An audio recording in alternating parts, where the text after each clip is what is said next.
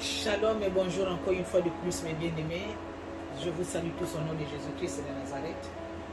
Aujourd'hui mes bien-aimés, nous allons parler du relais de Paul à Timothée. Qui était Paul?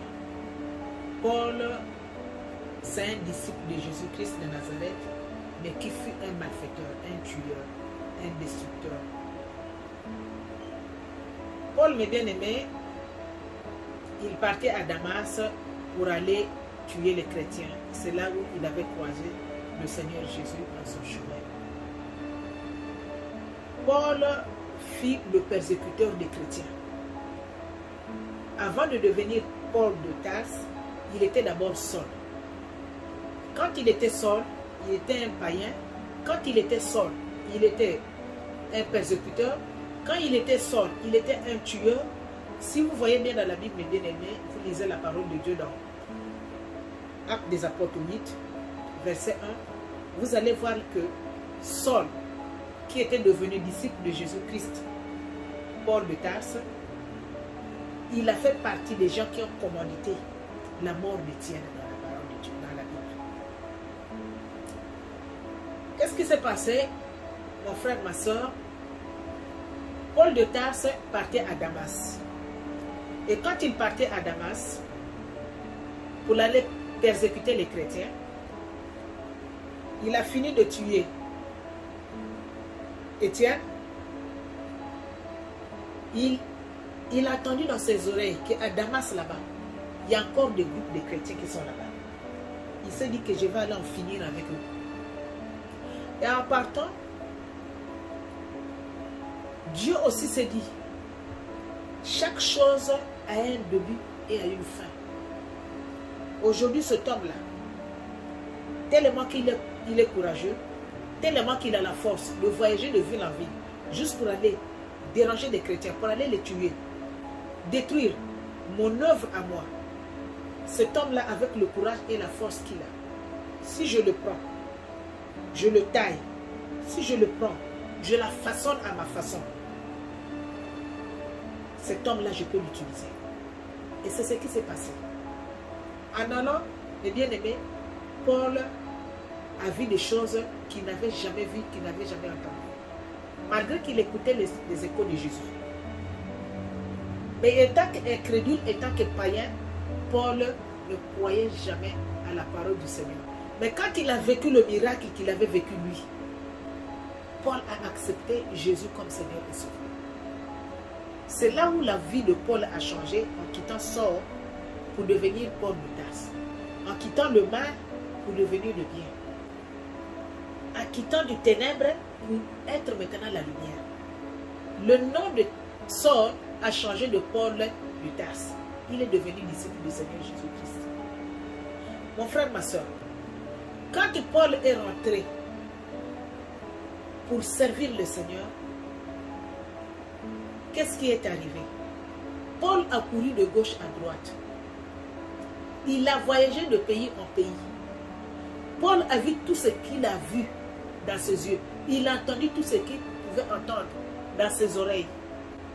Juste en servant le Seigneur Jésus-Christ Nazareth. Paul est arrivé en prison. Il est arrivé presque à la fin de sa mission. En prison. Il s'est dit, mais moi, là où je suis là, je ne sais pas si je vais sortir ou pas. Est-ce que je vais sortir vivant ou pas? Mais le ministère que j'ai là, qui va prendre le relais de ce ministère? C'est là où Paul s'est rappelé, non? Le petit là, Timothée, je connais Timothée depuis son enfance. Je connais qui est Timothée, je connais ses parents et tout. Je connais qu'il a la crainte du Seigneur. Et le jour-là, quand le petit avait donné son témoignage dans l'église, et j'avais béni le petit pour qu'il soit serviteur, pour qu'il puisse servir Dieu. Le témoignage de ce petit-là m'avait étiqué. Et le petit-là a la crainte du Seigneur. Parce que quand je vois de gauche à droite, tout le monde qui était avec moi, ils sont partis. Quand on me tape devant eux, ils fuient. Quand on m'insulte, il se retire. Quand on m'humilie, il me refuse. Qu'est-ce que je fais? Qui va prendre ce relais? Non, je vais essayer avec Timothée. Je vais exhorter le petit de prendre courage. C'est là où, mes bien-aimés, nous allons lire la parole de Dieu. On va lire la parole de Dieu, mes bien-aimés, dans 1 Timothée 18. 1 Timothée 1, verset 18.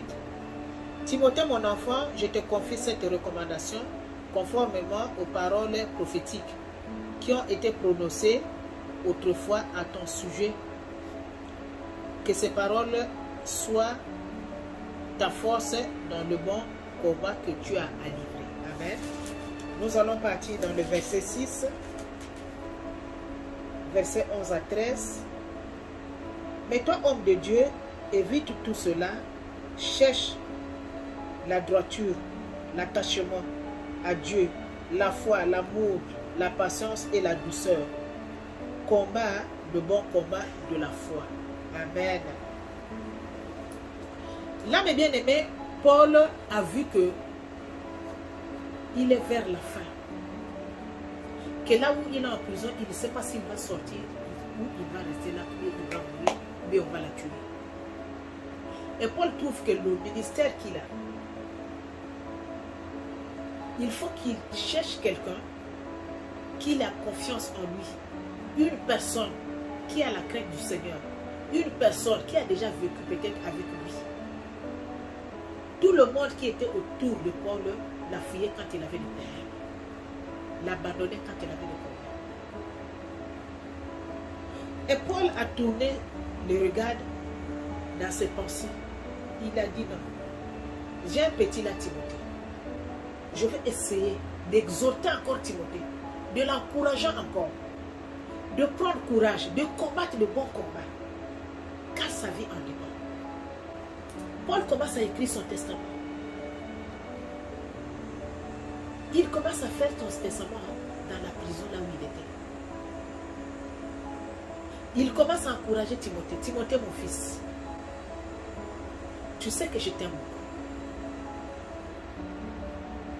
Le travail que j'ai aujourd'hui, j'ai fait. Tu as vu les œuvres que moi, Paul, j'ai fait. Tu as vu les persécutions que j'ai eues. Tu as vu la honte, l'humiliation que j'ai reçue. Mon fils, j'ai vécu de bons moments dans le nom de Jésus-Christ Nazareth. J'ai vécu les honneurs, j'ai vécu la honte, j'ai vécu les malheurs, j'ai tout vu dans ma vie. Mais là où je suis, Timothée, je ne sais pas si je vais m'en sortir. Mais le relais que j'ai là, le bâton là, le travail là, le ministère, l'église là, je n'ai personne d'autre à donner si ce n'est pas à toi. Mais moi je vais t'exhorter, mon fils, de prendre courage, de combattre le bon combat de la foi. Timothée, tu dois combattre le bon combat. Si tu ne combats pas le bon combat, pour ton confort, pour tes biens, pour ta destinée, pour ta maison, pour ton ministère, pour ton église, que Dieu t'a donné, ou Dieu te donne aujourd'hui. Si tu ne combats pas le bon combat, Timothée, personne d'autre viendra le faire pour toi. Je vais prier pour toi. Je ne peux pas combattre pour toi. Tes combats à toi, la souffrance, la misère de tes situations, de tes problèmes. Mon fils Timothée, je ne peux pas combattre pour toi parce que je ne peux pas mettre à ta place la douleur, la souffrance de tes situations. Tu peux m'expliquer ton problème. Tu peux m'expliquer ta situation. Oui, je peux prier pour toi. Paul et Silas, ils étaient en prison. Ils étaient cloués. Ils ne pouvaient plus prêcher. Or, dans les quartiers ou dans les synagogues, comme c'était avant, mon frère, ma soeur, quand les gens ont prié pour eux, les gens qui étaient dehors, les disciples qui étaient dehors, ont prié pour eux, ils sont venus trouver Paul et Silas dans l'attitude de l'adoration, dans l'attitude de la prière. Moi, je peux prier pour toi. Mais quand Dieu va venir pour donner la réponse, mon frère, ma soeur, pour la prière que j'ai faite pour toi, si toi-même tu ne prends pas tes choses en main, l'attitude que Dieu va venir te trouver, est-ce que Dieu va te donner la réponse? que l'autre personne a prié pour toi ou pas. Paul a exhorté Timothée. Timothée, mon fils, prends courage et la force. Enlève l'esprit de timidité. Enlève l'esprit de la honte. Comme Moïse l'avait fait. Dieu l'appelle, Moïse vient. Tu vas aller maintenant chez Pharaon. Pour aller dire à Pharaon que j'ai écouté les supplications. J'ai écouté les cris. J'ai écouté les pleurs. La douleur et la souffrance de la personne qui est en train de souffrir en Égypte. J'ai écouté ça. Leur souffrance. J'ai écouté la souffrance que toi, mon frère et ma soeur. Dieu te dit qu'il a écouté. Mais il a dit à Moïse, Moïse, vas-y.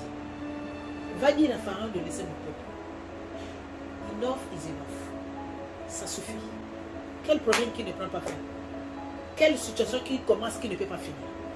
Il dit, vas-y.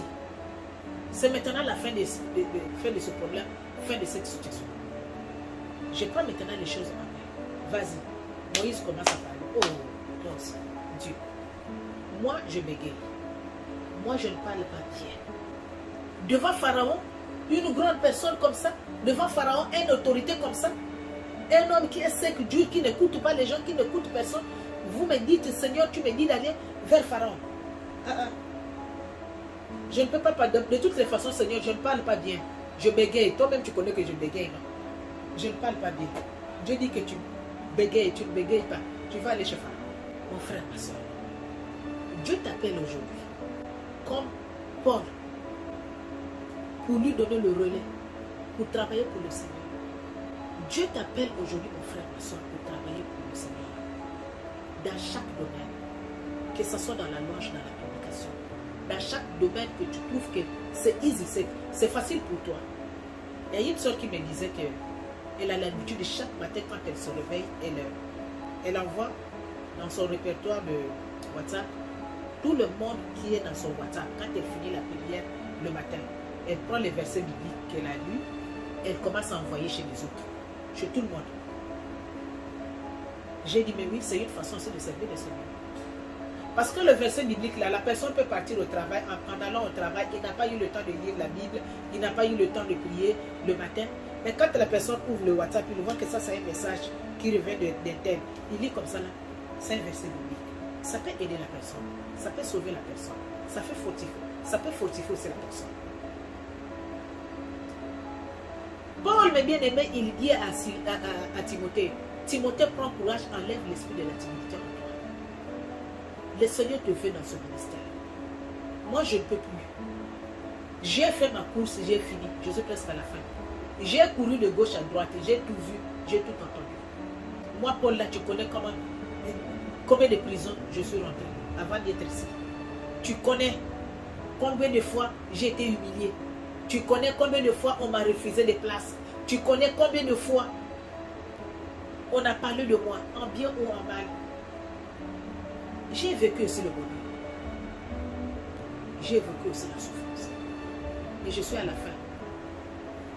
Mais le relais de ce ministère, Timothée, c'est à toi que je vais donner ce nom. C'est à toi, Timothée, que je vais remettre ce ministère. Le relais là, c'est toi qui vas continuer ça. Mais par le nom du Seigneur Jésus-Christ. Timothée, prends courage. Combat le bon combat.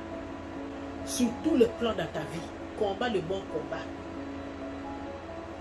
Ta vie en dépend, Timothée. Toi qui vas regarder cette vidéo.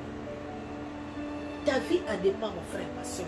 Combat le bon combat pour ton confort, pour ton bien, pour ta destinée, pour ta vie. Combat le bon combat, mon frère.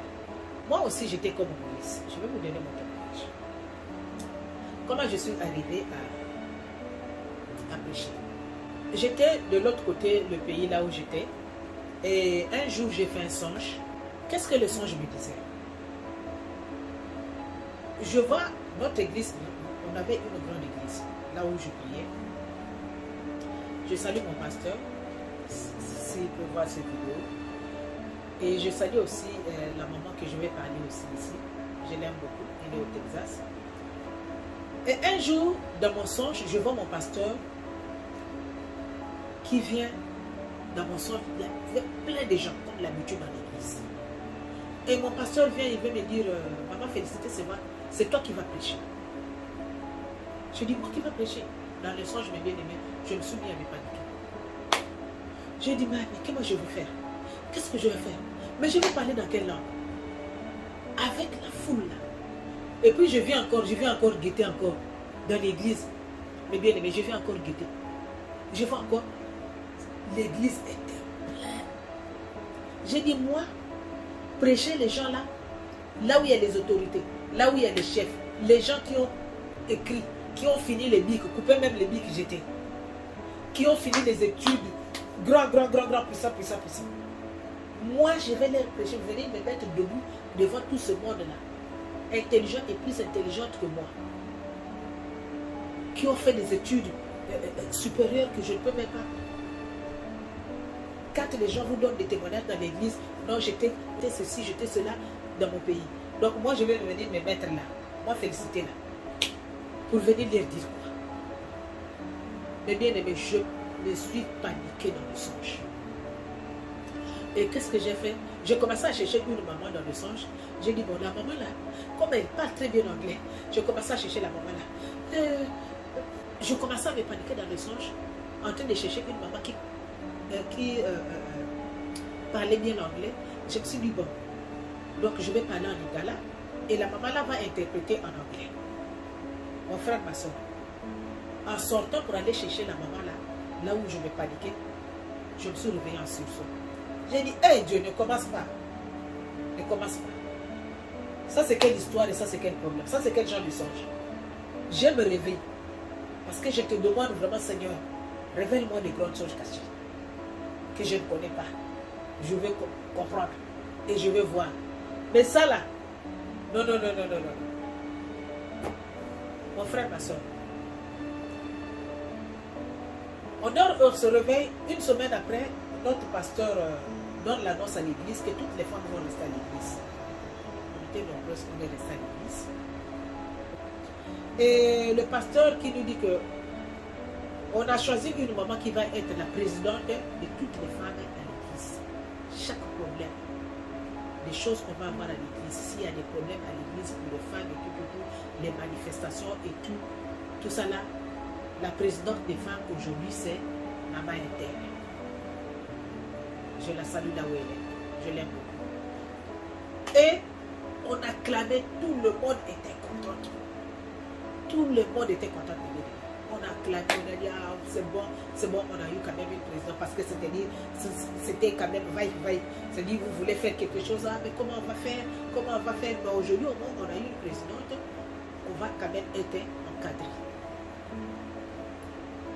La dame part à la maison.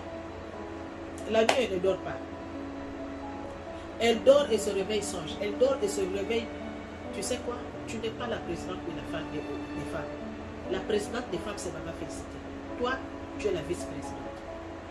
Elle dort et se réveille. Tu n'es pas présidente des femmes. La présidente des femmes, c'est Maman Félicité.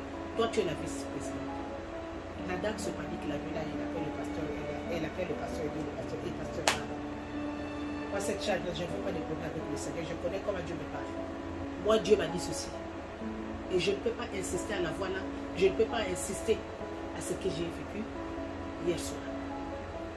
Le pasteur qui dit qu'il n'y a pas de problème. Le dimanche prochain, toutes les femmes restaient encore. On est restés bien aimés.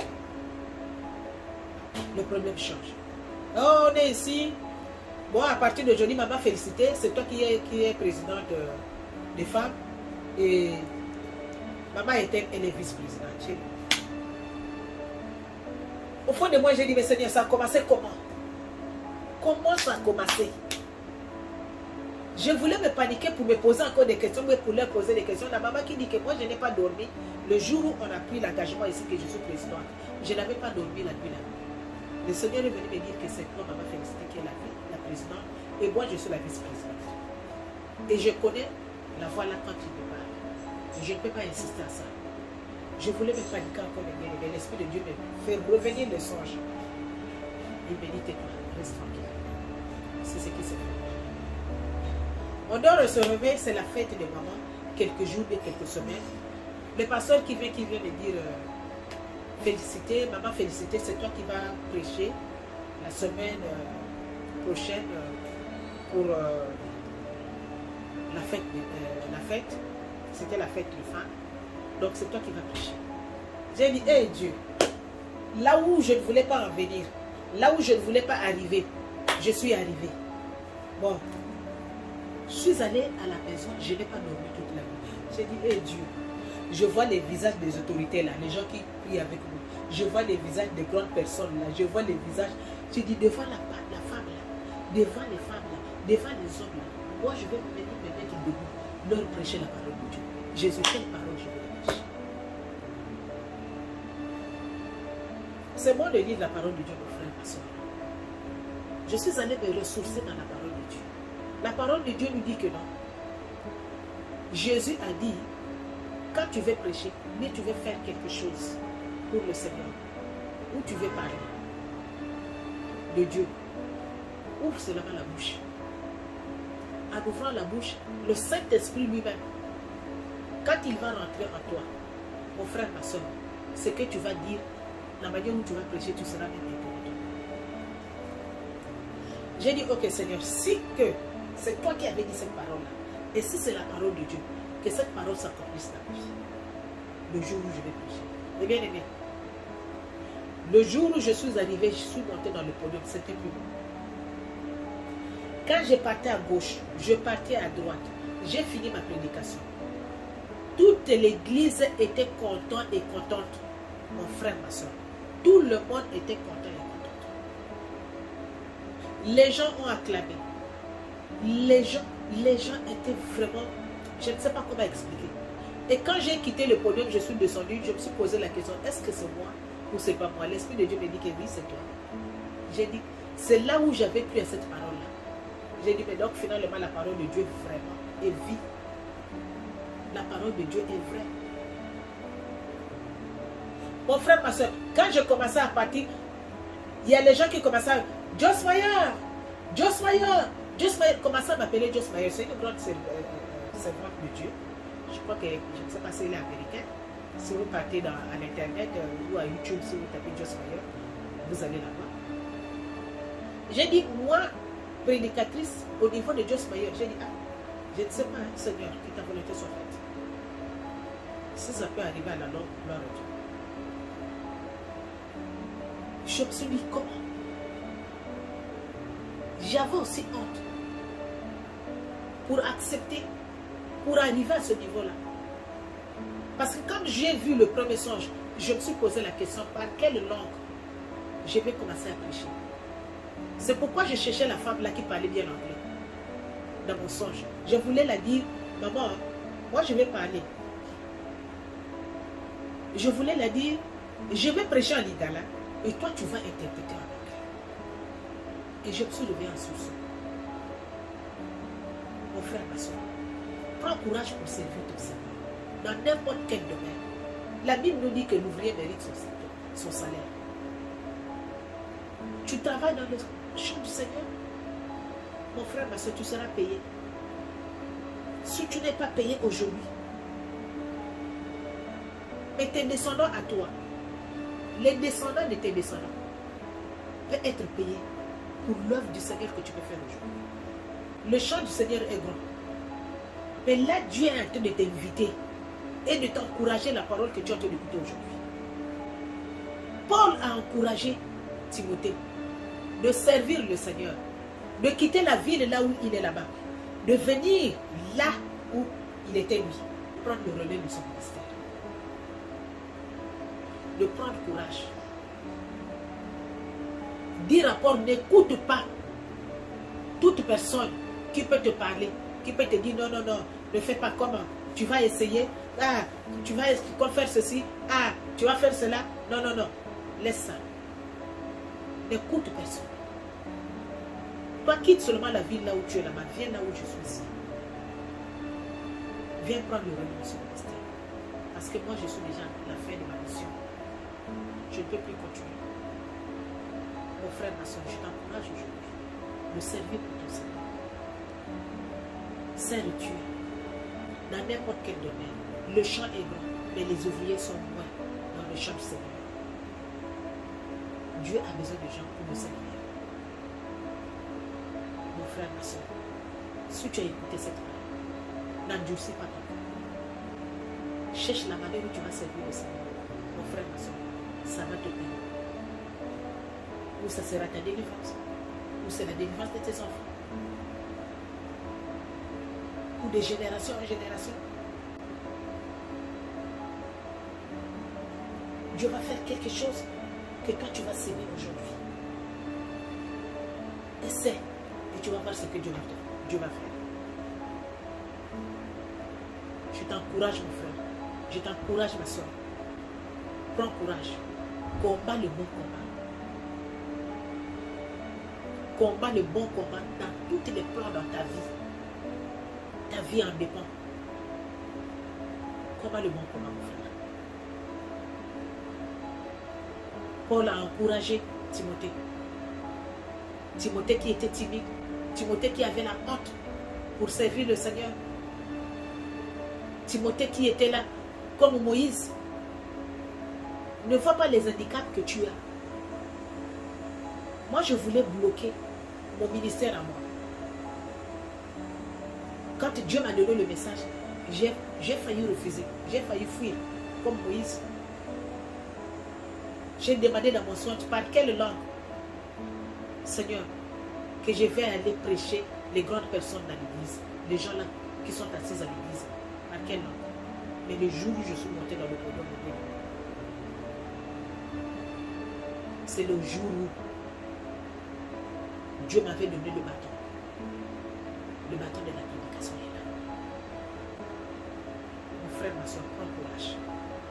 Dans tous les domaines de ta vie. Maman Félicité peut prier pour toi aujourd'hui. C'est vrai, c'est bon.